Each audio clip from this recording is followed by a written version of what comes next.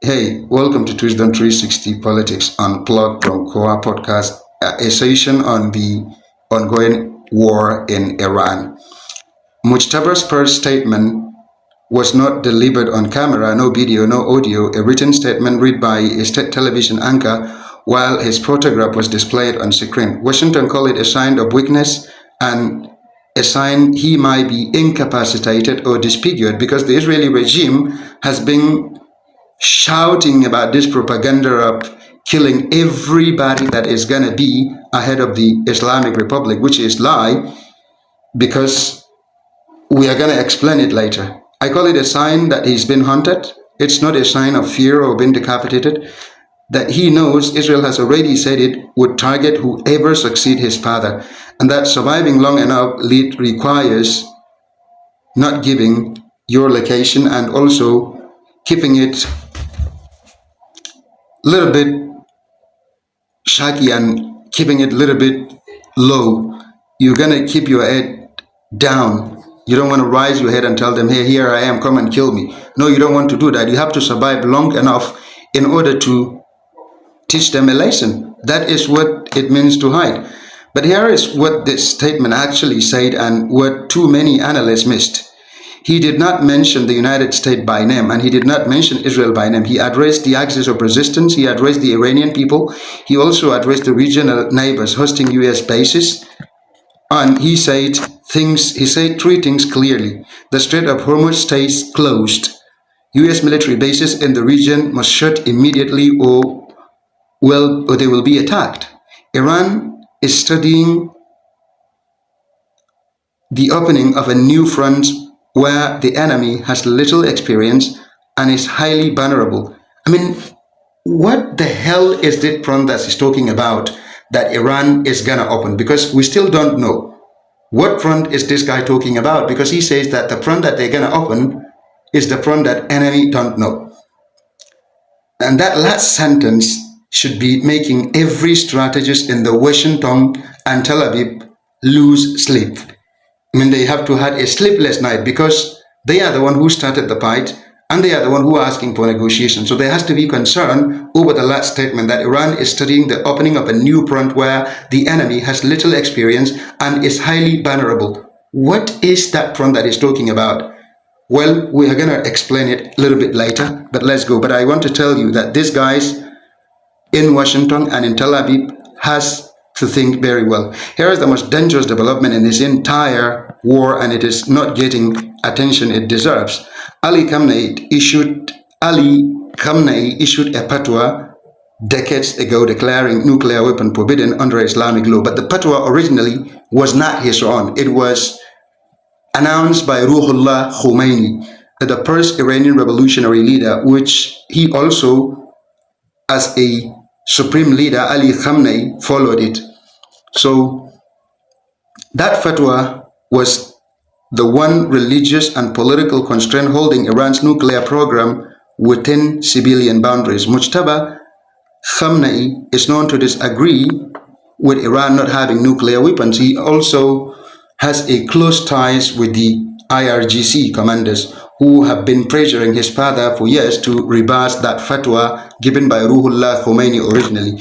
Several American analysts have explicitly described him as a supporter of Iran obtaining nuclear weapon in a direct opposition to his father's position. No, we don't know. But the father's fatwa does not automatically bind the son because according to many Shia scholars and learned analysts that if the new imam come, he has every right to give out a new fatwa. So it seems to me that the Iranian supreme leader, new one as a Wali al-Faqih, has a right to new fatwa, which is probably going to be that he lifted the prohibiting Iran of obtaining nuclear weapon based on religious text.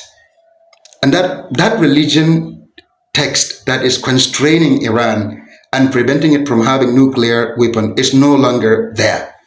And that is one of the most dangerous things that the US and its allies has to bear in mind, specifically the Israel. And a man who's just watched his father and his mother and his wife and his child killed in a single strike is not in the mood for religious restraint on nuclear deterrence is definitely going to have it, because Kim Jong-un is having it, nobody is attacking him. Saddam Hussein has it, he gave it up, he was attacked. Gaddafi of Libya has it, he gave it up, he was attacked.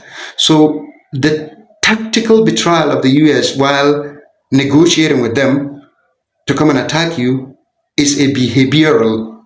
It's not something new at all. It happens to Gaddafi after giving up his weapon. It happens to Saddam Hussein, even though they say that he doesn't have any weapon, but he has destroyed what they said he has.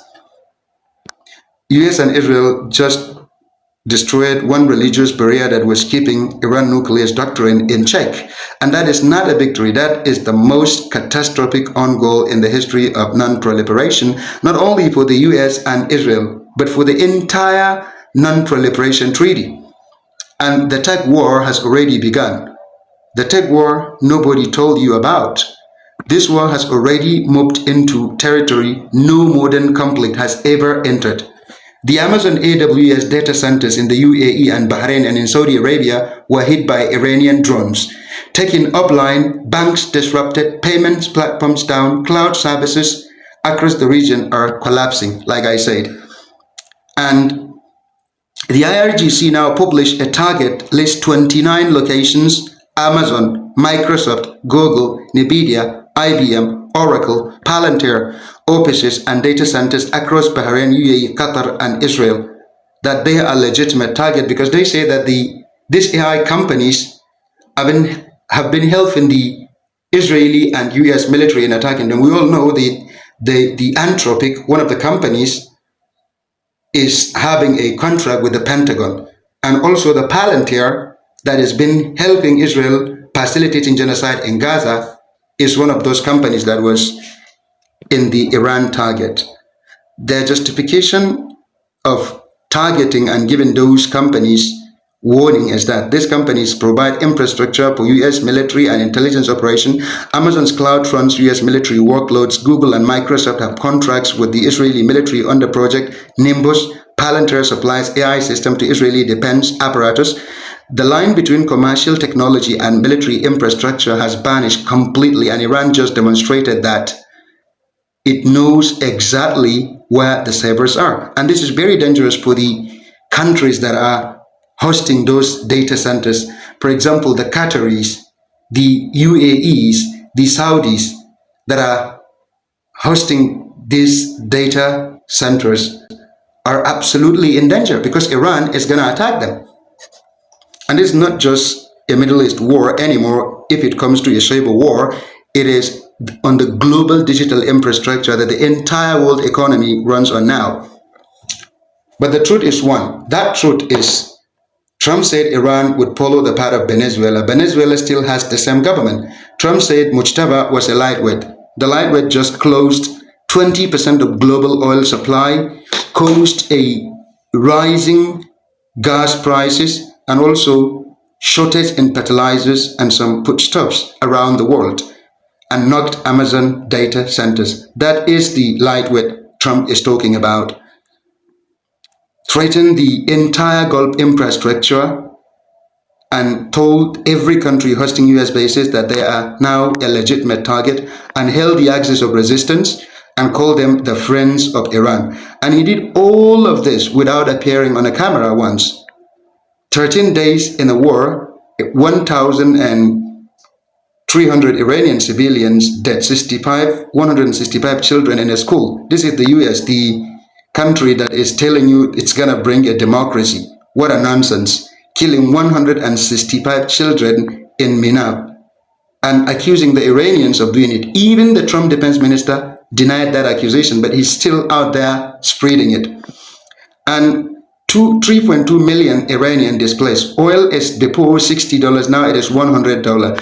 And the Strait of Hormuz remain closed. The nuclear fatwa is in question. The tech infrastructure of the Gulf and Israel is under attack. And a declining empire sitting in a Mar-a-Lago, saying, here is practically nothing left there. He's saying that there is nothing left to target in Iran, but there is plenty of targets, and the son of the man he killed or the man they killed, he and his ally Israel, he and Benjamin Netanyahu, a man wanted by an international justice, a man who's been committing genocide in Gaza, is definitely gonna pay the price. The man they killed, the son of the man they killed, is making sure that they understand that. But I'm not sure if they do understand that, because they might not necessarily understand what it is. This is all we have by this time around, and we are gonna wrap off. You can catch us on Twisbin 360 TV on YouTube or Kowa Podcast